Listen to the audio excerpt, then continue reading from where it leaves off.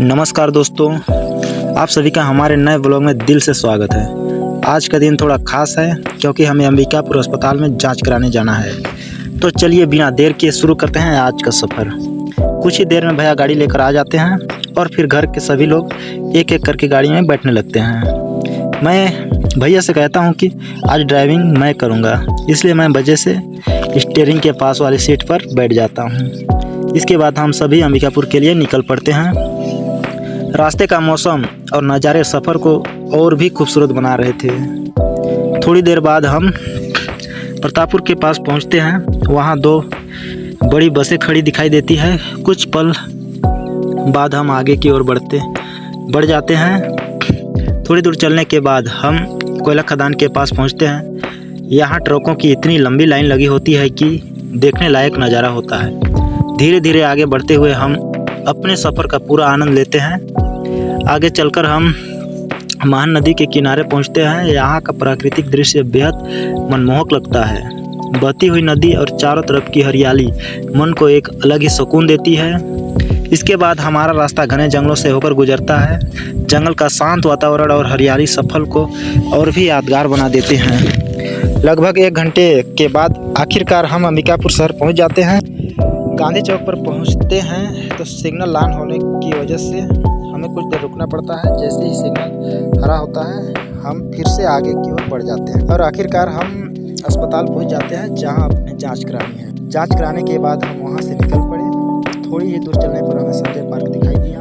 Park में प्रवेश पर मैंने सभी लोगों के लिए 20 रुपये प्रति व्यक्ति का टिकट खरीदा और फिर हम सब खुशी खुशी अंदर चले गए। जैसे ही पार्क में प्रवेश किया सबसे पहले हमें एक सुंदर महिला की प्रतिमा दिखाई दी जिसके हाथ में एक मटका था। वह प्रतिमा देखने में बहुत आकर्षण लग रही थी। आगे बढ़ने पर एक बेहद खूबसूरत डिजाइन वाला भव्य प्रवेश द्वार दिखाई दिया जिसे देखकर मन खुश हो गया। थोड़ा आगे जाने पर हमें तरह तरह के रंग बिरंगे पक्षी देखने को मिले। उनकी मधुर आवाज़ और सुंदरता ने पूरे वातावरण को और भी मनमोहक बना दिया था। उसके बाद हमें एक बहुत बड़ा तालाब दिखाई दिया जिसमें नाव भी चल रही थी। तालाब का नज़ारा बेहद शांत और खूबसूरत। आगे बढ़ने पर एक जगह फिर से टिकट लेना पड़ा। वहाँ सीढ़ियाँ बनी हुई थी जिन पर चढ़कर नीचे का पूरा नज़ारा बहुत शानदार दिखाई देता था। वहाँ से आगे बढ़े तो हमें कई मोर दिखने को मिले। मोरों को खुले वातावरण में घूमते देखना अपने आप में एक अलग ही अनुभव था। कुछ दूर चलने के बाद हमें एक विशाल कछुआ दिखाई दी। वह इतना बड़ा था कि मेरा भतीजा उसके पास जाकर उसे छूकर भी आया। उसके बाद हमें एक बहुत बड़ा हाथी और उसका प्यारा सा बच्चा दिखाई दिया। हाथी के बच्चे के साथ मेरे भतीजे ने बैठकर तस्वीरें भी खिंचवाई और उससे बहुत मजा आया। आगे बढ़ते हुए हमें एक विशाल मगरमच्छ दिखाई दी। इसके बाद हमारी मुलाकात जंगल के सबसे खतरनाक यानी बाघ से हुई।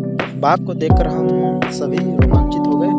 थोड़ा आगे जाने पर हमें एक सुंदर ट्रेन दिखाई दी। ट्रेन की सवारी का भी हमने आनंद लिया। उसके बाद एक जगह बैठकर सभी ने मिलकर स्वादिष्ट नाश्ता किया और कुछ देर आराम किया। नाश्ता करने के बाद अब घर लौटने का समय हो गया था। हम पार्क के मुख्य द्वार से बाहर निकले तो देखा कि भैया गाड़ी लेकर वही हमारा इंतजार कर रहे थे। हम सभी गाड़ी में बैठे और घर के लिए रवाना हो गए। कुछ देर बाद हम सुरक्षित अपने घर पहुंच गए। तो दोस्तों आज का सफ़र यही तक था। उम्मीद है कि आपको हमारा छोटा सा सफ़र और अनुभव पसंद आया होगा।